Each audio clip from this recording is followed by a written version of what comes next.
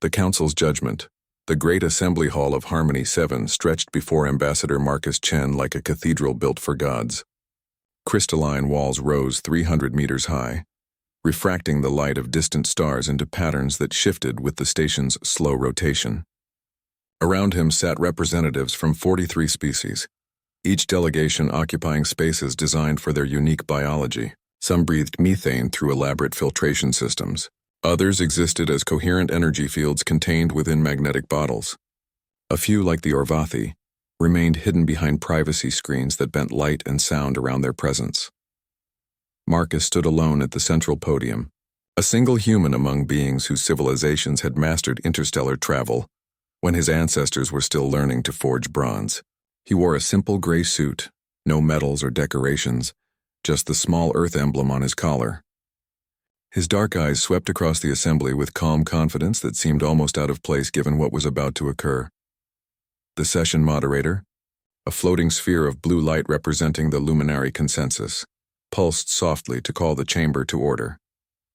The gathered delegates quieted their various forms of communication. Clicks and whistles, telepathic whispers, and harmonic resonances all faded into expectant silence. Today, the Galactic Alliance considers the petition of Earth for elevation from associate status to full membership. The moderator's thoughts translated directly into each delegate's mind, regardless of their sensory capabilities. Ambassador Chen of Earth will present his species' case. Marcus stepped forward, his movements deliberate and measured. He activated the holographic display with a gesture, and images of Earth appeared above the assembly. Blue oceans, green continents, cities of glass and steel reaching toward the sky, ships leaving orbital stations, their fusion drives glowing bright against the darkness of space. Honored delegates, Marcus began, his voice clear and steady through the translation matrix that carried his words to every being present. Humanity comes before this council with humility and hope. We have been associate members of the Galactic Alliance for 52 years. In that time, we have honored every treaty, contributed to joint scientific endeavors, and sought peaceful cooperation with all species we have encountered. He paused, allowing the translation to complete across multiple forms of communication. We believe we have earned the right to stand as equals among you. We ask for full voting rights in Alliance decisions and the privileges that come with complete membership. For a moment, silence held. Then Commander Thros of the Krillian Dominion rose from his delegation's platform. The insectoid warrior stood nearly 3 meters tall, his carapace gleaming with a deep purple sheen. Forearms ended in clawed appendages that had torn through enemy hulls in 100 battles. His compound eyes reflected the chamber's light in thousands of tiny facets as he turned to address not Marcus, but the assembly itself. The Krillian Dominion must speak against this petition. His voice emerged as a series of clicks and chittering sounds, translated into meaning by the chamber's systems. Commander Thros gestured with 2 of his arms toward the holographic display above Marcus. The human fleet, if we can call it that, consists of approximately 1,200 vessels spread across 47 star systems. Thros manipulated his own control interface, and new images appeared beside Earth's ships, massive Krillian battlecruisers, each one dwarfing the largest human vessel by an order of magnitude. Our patrol fleet for the Outer Rim territories alone contains more firepower than Earth's entire military. How can beings who require protection from pirates and raiders claim equal standing with those who maintain galactic order? Murmurs of agreement rippled through various delegations. Marcus remained still at his podium, his expression unchanged, watching as more delegates rose to add their voices to the criticism. High Magistrate Valora of the Scythian Collective spoke next.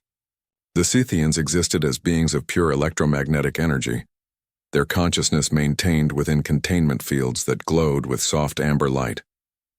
When Valora spoke, her thoughts carried an undertone of genuine puzzlement rather than malice. The collective has observed human technology with great interest. Your scientists show creativity and adaptability, but we must address reality with honesty. The holographic display shifted again under her control, showing comparative charts of technological capabilities. Your fastest vessels require 63 days to cross a distance our ships traverse in 8. Your power generation systems achieve 42% of the efficiency we consider minimum standard. Your communication networks experience delays we eliminated 7,000 years ago. Valora's energy form pulsed in what her species used as a gesture of sympathy. We do not say this to diminish your achievements. By the standards of your world's timeline, humanity's progress has been remarkable. But the Alliance sets its membership requirements based on capability, not potential. How can we grant full status to a species that depends on others for technologies they have not yet mastered? More voices joined the critique. General Martek of the Borvian Empire stood next, his massive frame covered in thick fur that ranged from silver to deep brown. The Borvians resembled the bears of Earth legends grown to enormous size and granted intelligence. Martek's deep voice rumbled through the chamber like distant thunder. The Borvian military has surveyed human defensive capabilities. His words came slowly, each one measured and heavy with authority. We find them inadequate for the responsibilities that full membership entails. Your orbital platforms could not withstand a determined assault from even a minor raiding force. Your ground installations lack the shielding necessary to survive orbital bombardment. Your personnel, while brave, lack the combat experience that centuries of actual warfare provide. Martek turned his great head toward Marcus, and something that might have been kindness showed in his small dark eyes. Your people have known only scattered conflicts with pirates and minor disputes with neighboring colonies. You have never faced extinction at the hands of a species bent on conquest. You have never had to make the terrible calculations of how many millions must die so that billions might live. War is not a simulation. Ambassador Chen. It is blood and fire and choices that scar civilizations for generations. The general sat back down with a heavy thud that resonated through the station's deck plating. The Alliance exists not just for trade and cultural exchange, but to maintain order in a galaxy where countless species compete for resources and survival. We cannot accept members who require protection but cannot provide it in return. The criticisms continued for nearly 2 hours. The Xanthari clans questioned human diplomatic experience. The Vexil Corporation delegation raised concerns about economic stability. The Orphean priesthood worried about cultural compatibility. Each species found new ways to express the same fundamental judgment.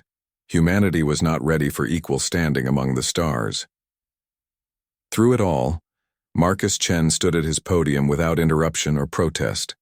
He listened to each speaker with the same calm attention, occasionally making notes on his personal datapad, but never attempting to defend or justify human capabilities. His composure became almost unnerving as the session progressed. Delegates who had expected anger or desperate arguments instead faced quiet acceptance that seemed somehow more disturbing than outrage would have been. Finally, the moderator's blue light pulsed for attention. Does the Earth delegation wish to respond to the concerns raised? Marcus stepped forward again and the chamber fell silent. Every being present focused on the lone human, curious to see how he would react to such comprehensive rejection. Honored delegates, I thank you for your candor. His voice remained level, showing neither anger nor disappointment. Earth appreciates the time and consideration you have given to our petition. We have listened carefully to each concern raised today. He paused, and his next words carried a weight that few in the chamber fully understood.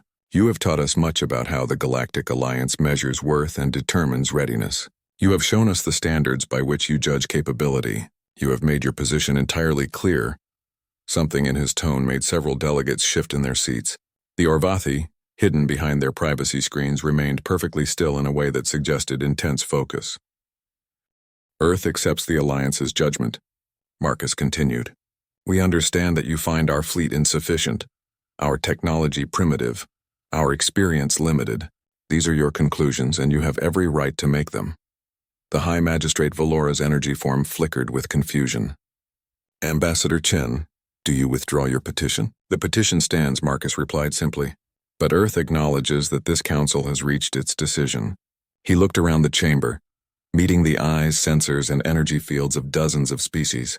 We want you to know that we understand completely. The message you have sent today has been received with perfect clarity.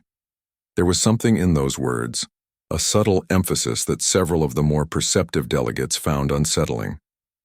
But before anyone could question him further, Marcus gestured to close his holographic display. Earth will abide by whatever decision this council makes. We ask only that you remember this day and the lessons shared here. In time, perhaps all of us will have learned what we need to know. The vote came swiftly after that. The moderator called for the decision on Earth's petition for full membership. Of the 43 species represented, 38 voted against. 4 abstained, including the mysterious Orvathi. Only the Quellan Combine, a minor trading coalition, voted in favor, and their single representative seemed almost apologetic about it. The petition of Earth for full alliance membership is denied. The moderator's thoughts carried official finality.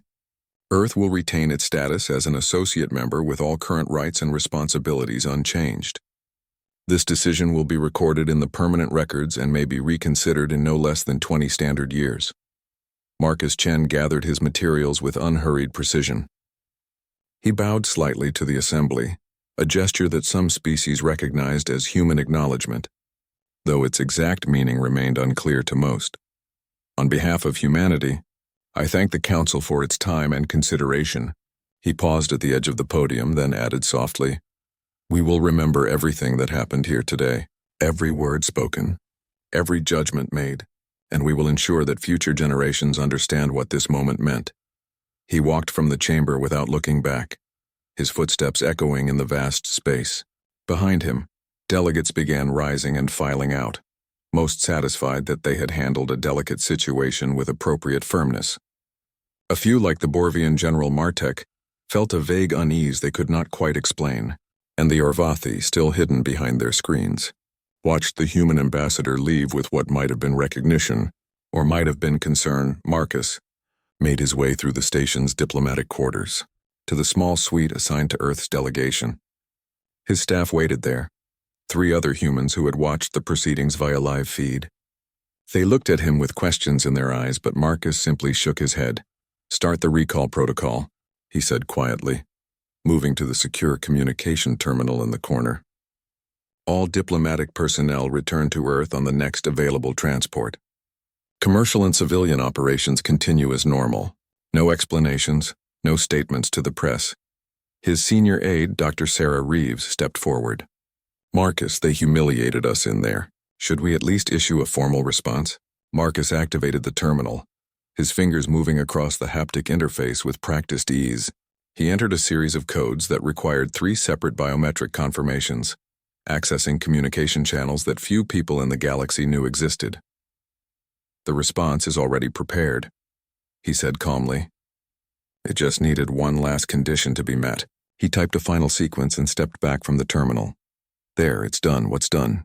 Sarah asked, but Marcus was already heading for his private quarters. He paused in the doorway and looked back at his small team. "Pack everything. We leave in 6 hours. And Sarah, make sure all our people throughout Alliance space are ready to move on short notice. The next few days are going to be very interesting. In the depths of space, far beyond the detection range of the most advanced sensors in the Galactic Alliance, a message traveled through channels that existed in dimensions the gathered species at Harmony 7 had never discovered. It raced across light years in microseconds, touching hundreds of locations simultaneously, each one containing equipment and personnel that official Alliance records insisted did not exist. The message contained only 3 words, but they would change the galaxy forever. Protocol revelation, execute, on Earth, in facilities hidden beneath mountains and oceans and inside asteroids that appeared on no charts. Thousands of men and women who had trained for this moment their entire lives began following orders they had hoped they would never receive. In orbit around human colonies across 47 star systems, ships that had been carefully observed and cataloged by Alliance intelligence for decades powered down their carefully maintained fusion drives for the last time. Their crews prepared for a very different kind of voyage. And in the diplomatic quarter of Harmony 7, Marcus Chen stood by his window looking out at the stars. He thought about the faces in that council chamber, the certainty in their voices, the dismissive gestures and pitying tones. They had taught humanity a valuable lesson today, though not the one they intended. They had shown Earth exactly what they thought of humans, exactly what they believed humanity was capable of, exactly how carefully they actually paid attention, and now humanity would show them the price of their assumptions. Marcus smiled slightly, though there was no humor in the expression. By dawn tomorrow, he thought, everything changes. He was right, though even he could not fully anticipate how profoundly the next 24 hours would reshape galactic civilization. The Council had laughed at Earth's defiance. They had mocked humanity's petition and dismissed their capabilities. By morning, humanity's entire military fleet would be gone, and the galaxy would finally understand what that meant. The Vanishing and the Truth. The first alarm reached Commander Thros exactly 11 hours and 47 minutes after the Council vote. He was in his private quarters aboard the Krillian command station Valor's Edge, reviewing reports from border patrols, when his communication console erupted with priority signals. His forearms moved instinctively across the controls as years of military discipline overrode his exhaustion. Alert Status 7. The voice of his tactical officer carried unusual strain.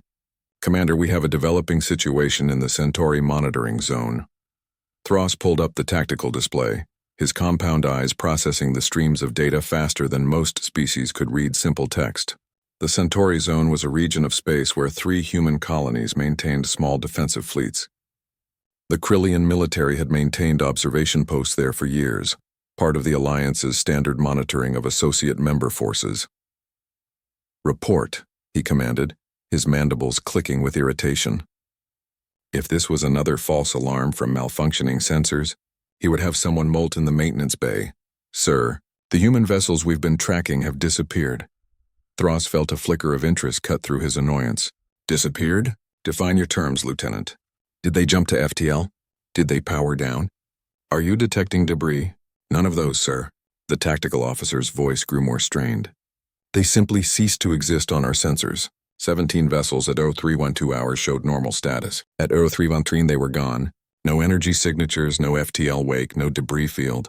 Our arrays show empty space where those ships were stationed.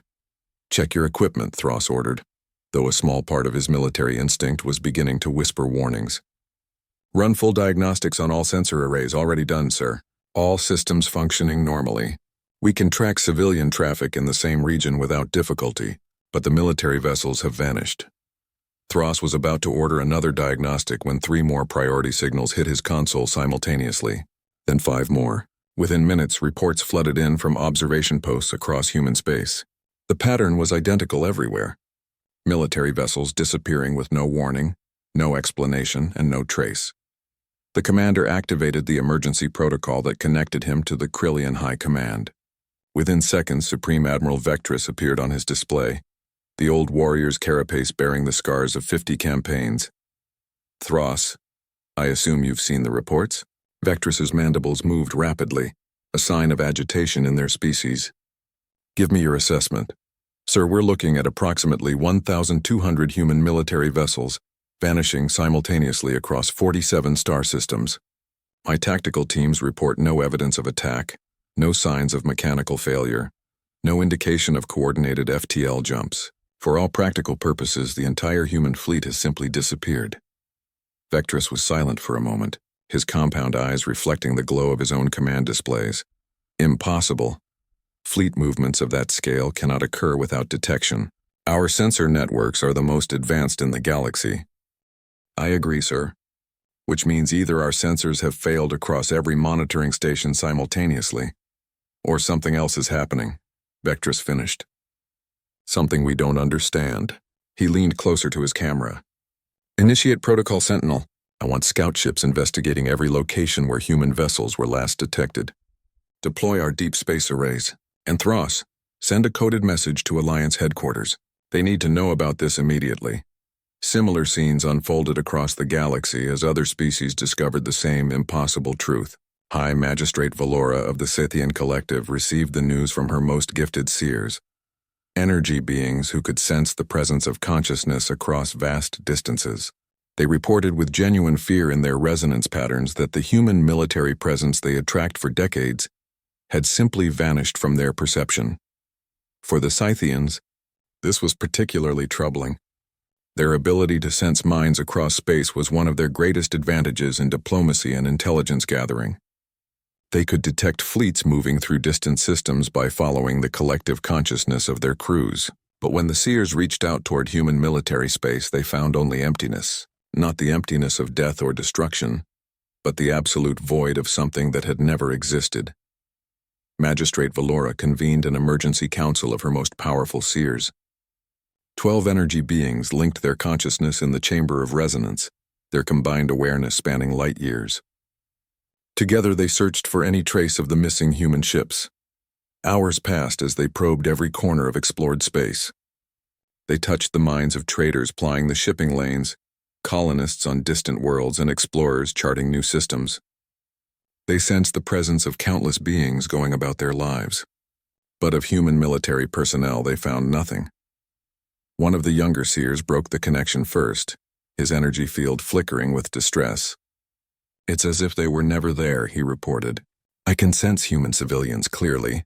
Their thoughts are as open to us as any other species. But the military minds we've been tracking for years have simply ceased to exist." Valora pondered this mystery with growing concern. "Beings do not simply vanish," she projected to the assembled seers. "Either they have died, which would leave evidence, or they have gone somewhere we cannot follow." Neither option provided comfort. General Martek of the Borvian Empire faced his own troubling reports. The Borvians had invested heavily in long-range scanning technology, able to detect energy signatures across multiple star systems. Their deep space arrays could track fusion drives, weapons charging, even the electromagnetic output of standard shipboard systems.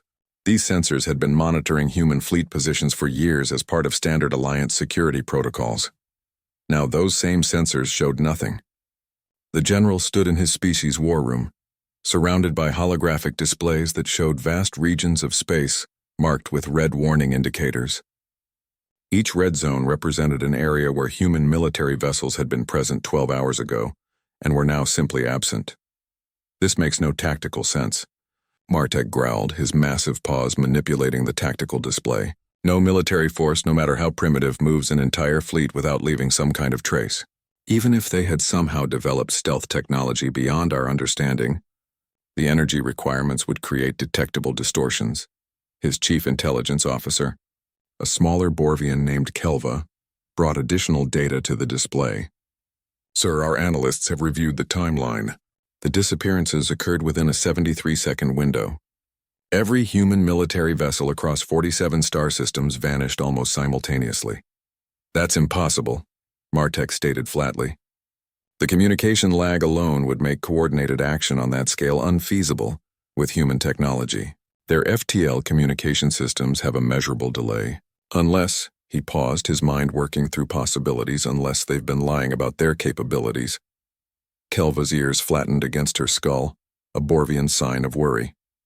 "Sir, if the humans have technology capable of this, it changes everything we thought we knew about them." "Indeed it does," Martek agreed grimly. "Send encrypted messages to all our fleet commanders. I want increased readiness across all military installations. And Kelva, dig deeper into our historical intelligence on human technology. Find me anything that might explain what we're seeing." The Galactic Alliance headquarters on Nexus Prime descended into organized chaos. Delegates who had attended the council session just hours ago now found themselves called back for an emergency meeting. The great assembly hall filled quickly, but the atmosphere was entirely different from the previous gathering. Where there had been confidence and casual mockery, now there was confusion and underlying fear. The moderator's blue light pulsed rapidly, a visual indication of stress in the luminary species. "We have received reports from 17 member species confirming the same phenomenon. The human military fleet has disappeared from all known positions. No debris, no energy signatures, no communication. They are simply gone. Could this be some kind of attack?" the Xanthari delegate demanded. "Could an unknown force have destroyed the entire human fleet?" "Unlikely," Commander Thross responded, his carapace gleaming under the chamber's lights. "Our observation posts would have detected weapons fire, energy discharge, or debris fields. This appears to be a coordinated withdrawal, but using technology that should not exist. Then perhaps the humans are more advanced than they appeared," suggested one of the Quellan representatives, the small being's voice carrying across the chamber. "Ridiculous," snapped another delegate. "We've been monitoring their technology for 50 years. Their capabilities are well documented, are they?" The question came from the Orvati delegation. Their voices filtered through their privacy screens in a way that made them sound distant and somehow knowing. "Tell me, honored delegates, when was the last time any Alliance intelligence service actually inspected a human military vessel's core systems?" The chamber fell silent as beings realized the implications. Alliance protocol called for periodic technology assessments of associate members, but those inspections had always been conducted on vessels the humans made available. No one had ever demanded to board a military ship against human wishes. It had seemed unnecessary for such a minor member species. High Magistrate Valora's energy field pulsed with urgency. Whatever the explanation, we face an immediate security concern. A fleet of over 1,000 vessels has disappeared. We must determine their location and intentions, the moderator agreed. Emergency protocols are now in effect. All member species are authorized to increase search efforts in their respective territories. We need answers. Those answers began to arrive over the next 68 hours, though they only deepened the mystery. Krillian scouts searched every location where human ships had been stationed. They found nothing. No residual energy, no ion trails, no quantum wake from FTL drives. The ships had not moved through space in any conventional sense. They had simply stopped existing in the locations where they had been. Scythian seers expanded their consciousness to the limits of their capabilities, searching for any trace of human military minds. They found human civilians easily enough, going about their lives on colonies and stations throughout human space. But when questioned by covert agents, these civilians showed no concern about their missing protectors. In fact, many seemed surprised by the questions, as if they had never expected military protection in the first place. This behavior struck Alliance intelligence as deeply strange. Citizens should react with fear when their military disappeared. Instead, human civilians displayed calm confidence that everything was proceeding according to plan. When pressed, they simply smiled and suggested that maybe the visitors were looking in the wrong places. The Borvian deep space arrays mapped every cubic meter of human territory and found exactly what the Krillian scouts had found: nothing. Martek's analysts worked around the clock comparing historical data with current readings. They discovered something that chilled the old warrior to his core. The energy signatures they had been tracking as human fusion drives showed subtle irregularities when examined closely, patterns that didn't quite match standard fusion technology, emissions that were almost but not exactly what they should be. "Sir," his chief analyst reported, "I believe the drives we've been monitoring were designed to appear primitive. The energy output patterns are too consistent, too perfect. Real fusion technology has variations, inefficiencies, quirks. These readings are like a recording of what fusion drives should produce, not actual fusion drives in operation." Martek stared at the data, feeling the ground shift beneath his understanding of reality. "They've been deceiving us. For how long?" The analyst pulled up historical records dating back 50 years. "Sir, I've compared readings from when humans first achieved interstellar flight. The patterns are identical. If they've been hiding their true capabilities, they've been doing it from the very beginning. On the third day after the disappearance, something changed." Commander Thross was reviewing the latest fruitless search reports when his tactical officer let out a sound of alarm that was rarely heard in Krillian military operations. Genuine shock. "Sir, you need to see this," the officer said, his mandibles chattering. "Contact detected. Human vessel." Thross moved to the tactical display with all four arms ready to input commands. "Where?" The officer's claws trembled as he highlighted a location. "In orbit around Krillia Prime, sir. Around our homeworld, that was impossible." Krillia Prime lay at the heart of their military empire, protected by the most advanced sensor networks and defense platforms in the galaxy. Nothing could approach the planet undetected, nothing, but there it was on the display. A ship hanging in stable orbit over their capital city. The signature read as human, but the design was unlike anything in Alliance databases. The hull seemed to shift and shimmer on their screens as if it existed in more than 3 dimensions. "How long has it been there?" Thross demanded. "Unknown, sir. It appeared on our sensors 30 seconds ago, but our orbital platforms report no approach vector. It's simply there, as if it materialized in place." Before Thross could respond, his communication console lit up with priority signals from across the Krillian Empire. Similar reports flooded in from every major world and military installation. Human ships were appearing in the most secure areas of their space, bypassing every defense as if they didn't exist. The same phenomenon occurred simultaneously across the galaxy. High Magistrate Valora watched as human vessels appeared in orbit around the Scythian home system. General Martek received reports of ships materializing above Borvian cities.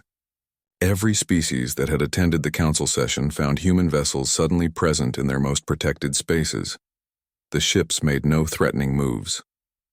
They simply hung there, silent and watchful, their presence a statement more profound than any weapon.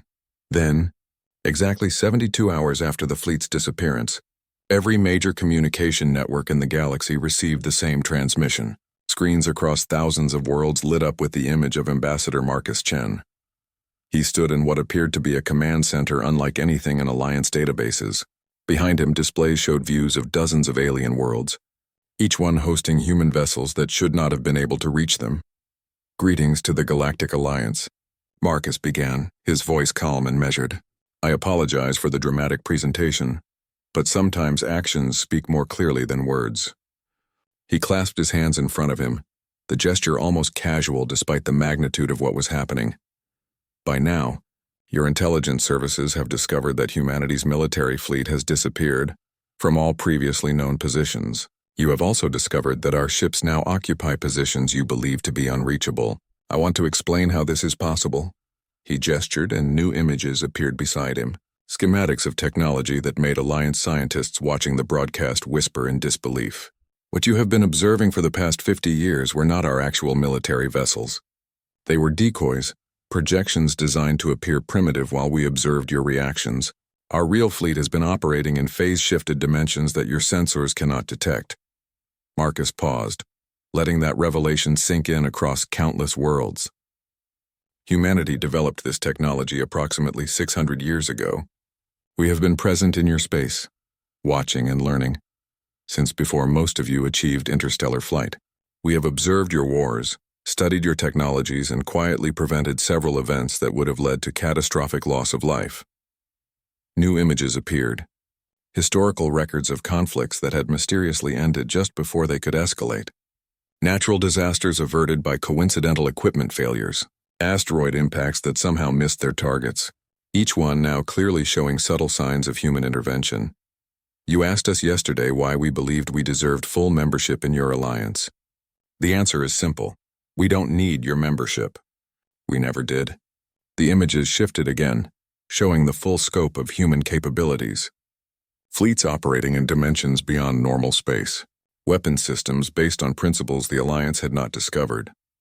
Technology that made their most advanced systems look primitive by comparison. Earth petitioned for membership, not because we required your protection or resources, but because we hoped to join you as equals and partners. We wanted to see if you were ready to accept neighbors who might challenge your assumptions. Marcus's expression grew more serious. Yesterday you answered that question. You made it clear that you judge worth by military might and technological display. You made it clear that you see humanity as primitive and weak. He leaned forward slightly, his dark eyes seeming to look directly at every being watching across the galaxy. So we stopped pretending. We removed the masks we've worn for decades and showed you what we actually are. Not because we want to threaten you, but because you needed to see the truth. The images behind him changed one final time, showing a comprehensive timeline of human observation and intervention in galactic affairs. The scope was staggering. Humanity had not been a minor player in galactic civilization. They had been its silent guardians, preventing disasters and conflicts while allowing other species to believe they were the masters of their own destiny. The Galactic Alliance exists to promote cooperation and peace among species. Marcus continued. That is a noble goal and one humanity supports completely. But true cooperation requires mutual respect. It requires recognizing that strength takes many forms. It requires understanding that the quiet neighbor you dismissed might have been protecting you all along. He straightened, his posture somehow conveying both authority and invitation. Earth's petition for full membership stands. But now you understand what that membership means. We are not asking for your protection. We are offering ours. We are not requesting access to your technology. We are sharing ours. We are not seeking your guidance. We are suggesting partnership. Marcus smiled slightly, though the expression carried weight. The galaxy has changed overnight. Tomorrow we can begin discussions about what comes next. But today I wanted to ensure you understood one thing clearly. Humanity's position in this galaxy is not determined by your judgment of us. It is determined by what we have always been and what we have chosen to become. The transmission ended, leaving billions of beings across the galaxy staring at blank screens and trying to process what they had just learned. The species who had laughed at Earth's defiance now found themselves surrounded by ships they could not track, protected by technology they did not understand, and dependent on guardians they had been mocking just 3 days before. On Harmony 7, the Galactic Alliance convened another emergency session. But this time, when Ambassador Marcus Chen walked into the chamber, every delegate rose in acknowledgement. Not from fear, though fear was certainly present, but from the sudden understanding that the rules of their galaxy had fundamentally changed. The Orvathi delegation, finally revealing themselves from behind their privacy screens, were the first to speak. Tall, graceful beings with skin that seemed to shimmer with inner light, they had been silent observers of galactic affairs for millennia. Now they addressed Marcus directly. Ambassador Chen, we of the Orvathi have suspected humanity's true nature for some time. Your species shows the signs of those who have walked the path of enlightenment through science. We welcome the revelation and suggest that perhaps it is time for the Alliance to reconsider not just Earth's status, but its own understanding of power and progress. Marcus bowed slightly to the Orvathi, respect evident in his gesture. One by one, other delegates added their voices. Some apologized for their previous dismissal. Some asked questions about human technology. Some requested meetings to discuss new cooperative ventures. Commander Thross stood, his massive frame somehow seeming smaller than it had before. On behalf of the Krillian Dominion, I acknowledge we misjudged humanity's capabilities. We are prepared to discuss revised terms of membership that reflect the reality you have shown us. General Martek nodded his great head in agreement. The Borvian Empire seconds that statement. Though I admit, Ambassador, your demonstration has left us with many questions. Marcus smiled genuinely this time. I welcome those questions, General. Humanity has much to share with those willing to listen, and much to learn from those willing to teach as equals. The session that followed was unlike any in Alliance history. For the first time, humans spoke not as junior partners seeking approval, but as established powers offering partnership. The galaxy was learning a lesson that would reshape its future. Never mistake silence for weakness or patience for inability. By dawn's light on 1,000 worlds, the story spread of how humanity had been mocked at the Council, and how they had responded not with anger, but with revelation. The species that had laughed at Earth's defiance now knew better, and they would never forget the day they learned that sometimes the most dangerous beings are those who choose not to show their strength until the moment when showing it changes everything.